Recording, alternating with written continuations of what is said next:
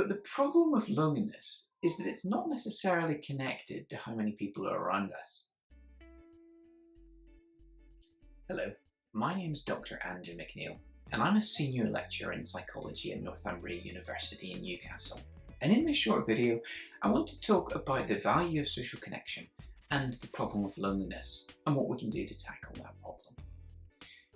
As you know, loneliness is a huge problem in the world around us. Many people feel lonely.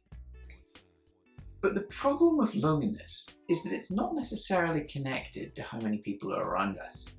We might have a very small group of friends. We might spend a lot of time alone and not feel lonely. Equally, we might have lots of people around us and constantly be surrounded by people and yet not feel a sense of connection with them, and feel alone even in the midst of a crowd. And so what we see when we think about loneliness is that it's primarily something which is psychological.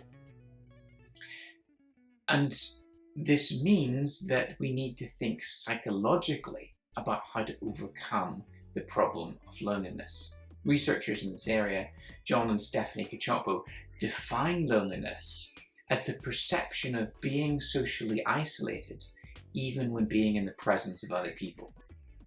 I think when we take a definition like that and think about it, then it can start to help us understand ways in which we can actually tackle it. Now, the first thing that we need to do when we're tackling the problem of loneliness is actually to build relationships with people. Because if we're going to overcome loneliness, then the first thing is to actually ensure that we do have people that we can have a connection with. When you go to university, it's inevitable that at times you will feel lonely, but the value of university life is there's so many people around you. There are organisations, there are groups and societies and clubs that you can be a part of.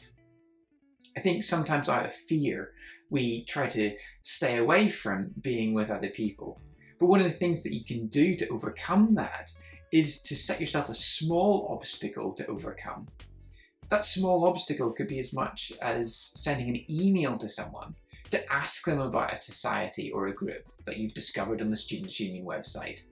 And then to send an email back to say that you'll attend on such and such a date, and just making those small commitments, overcoming those small hurdles, enables you to actually then take the bigger step of going along to a group or society and meeting other people there. So it's important to try and build relationships, to overcome small hurdles of fear, and to make commitments that will enable you to actually build the relationships that you need in order to overcome loneliness and to have a socially connected life at university. But the other thing you need to be aware of is that when you're trying to build relationships with people, you'll often have a sense of fear and nervousness if you're trying to build relationships with people in an entirely new context when you don't know anybody. This is natural. This is how we're built as human beings. When we're nervous, the problem then is that we become hypervigilant. We look out for threats. So you're talking to someone that you're meeting for the first time and you start to misinterpret what they've said or some gesture that you've made, and you think that they don't like you, that they don't want to be your friend. Actually, this is very often your fear kicking in, your nervousness and hypervigilance kicking in, and you need to overcome that and assume the best of people. Assume that people want to be your friend. And so overcome that fear by assuming the best of people when you meet with them. The other thing that I would point out is that at university there will be times when you will be alone and you will feel lonely. And to prevent loneliness from getting the better of you in those situations, recognize that it's normal to feel lonely. When other people are posting their Instagram pictures or their TikTok posts about how they're having a great time, realize that these are just thin slices of their life. Very often they're experiencing loneliness too. And when you're aware of the fact that many people are in the same situation as you at times feeling lonely, then it helps you to not feel bad about yourself. And if you don't feel bad about yourself, this then enables you not to feel hypervigilant when you're meeting other people. It stops you from looking for threats and encourages you to assume the best of people as well.